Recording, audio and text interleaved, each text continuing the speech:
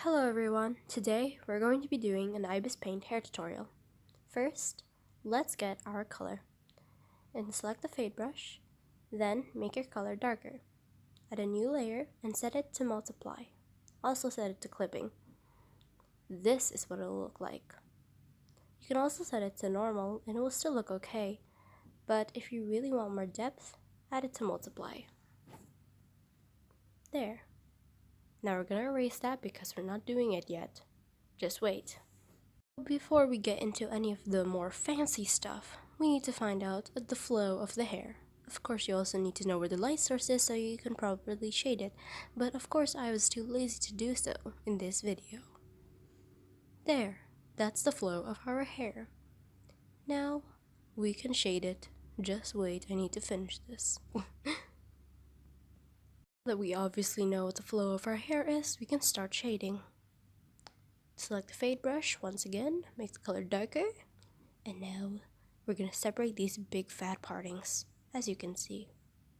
You can obviously skip this part, but if you want more, I don't know what to say. How do you describe this? Separation, more dynamic something, I really don't know what to call this. Then go for it. Now that we have done that, we can finally add the itty bitty streaks in our hair. As you can see, it can be any thickness you'd like. It doesn't really matter as long as it looks good and you follow the flow of the hair. Now we just continue that for the rest of the drawing. You can skip this part and go ahead to, I'll put this time frame up there in the corner of the screen. I won't be sure if it's right, but you can always check, or you can just like eat across the video until you find where I finally stop doing this. So yeah.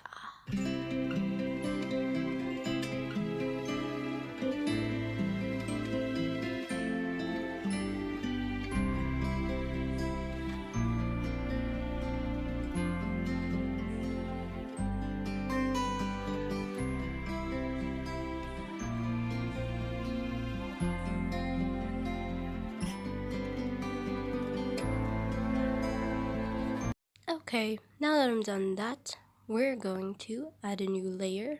And then we're also going to set it to multiply.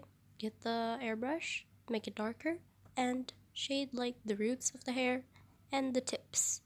Because I guess it makes sense. I guess it will only make sense for the root, but you know, it doesn't really matter right now.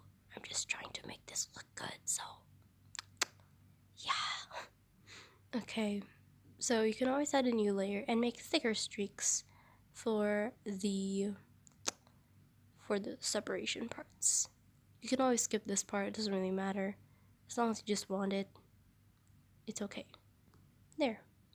Now, we're going to add a new layer and set it to only normal, make a lighter color, and now we're going to, you see those little gaps in between? Yeah, we're gonna color those in because, you know, hair consists of many different colors, and you want to make it look clean or something.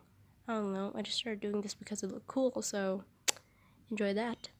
You can always skip this part as usual. You can always just keep it like that, but if you want more schmancy pantsiness, then you can always add this, because yeah.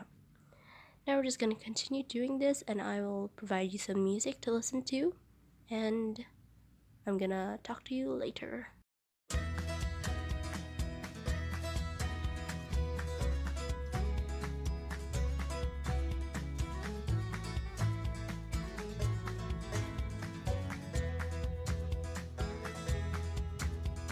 Somewhere's a book with chapters still blank inside.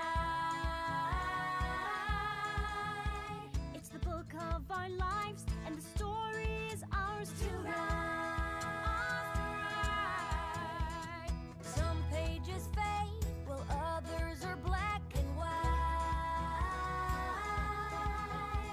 and the story begins again every time we try.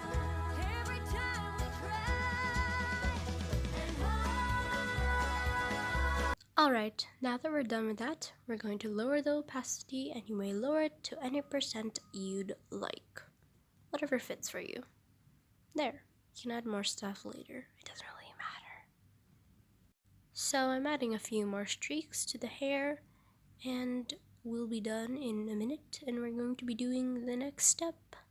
Now we're gonna go on top of the line art layer, and we're going to select a darker color for the hair, like pretty dark, like that. And now we're going to make some little strands of hair flying about because it looks cool anyway. Make sure it kind of makes sense and don't overdo it because it may look pretty ugly if you try to do it a lot. So keep it to a minimum. It always depends on how messy the hair is, but this one is very sleek and very schmancy-pancy, so we're going to keep it a little bit low. As you can see, that looked kind of weird. So we're only going to provide it a few strands of hair because, you know, we don't want to make it all... we don't want to end up making it look ugly, so always remember to not overdo it. As I said earlier, because of course I love repeating myself. And now... wait, did I go to another layer? Okay, never mind. Okay, so we're going to put lighter streaks, and apologize, I clicked on an ad. Okay, now I go back there. Okay, I think I did move to another layer, I'm not sure. Make sure the lighter layer and the dark strands layer are separated, and make sure it looks good. Now we're going to clear the background because we're done with that. Okay, alright. Of course, we can always add lighting. I'm going to use the yellow lighting because that's the prettiest lighting for me. And we're going to add little random streaks here. And if you really want to make it look much more realistic, you can always just make it flow with hair and make it also streaky like the hair. And if you want, you can use either the blur tool or use the airbrush eraser to make it, you know, mix in more. I don't really know how to describe it, I'm sorry. This isn't the best tutorial, you can always just follow whatever I'm doing here. As you can see, I'm blurring it, and then afterwards we will lower the opacity, unless you want it to be really, really strong. Then you can always do that. You can always add another layer in the bottom, set it to add as well, and use the airbrush to make it pop a bit more. Here I'm just doing random lines because I'm going to use this for the thumbnail, so yeah.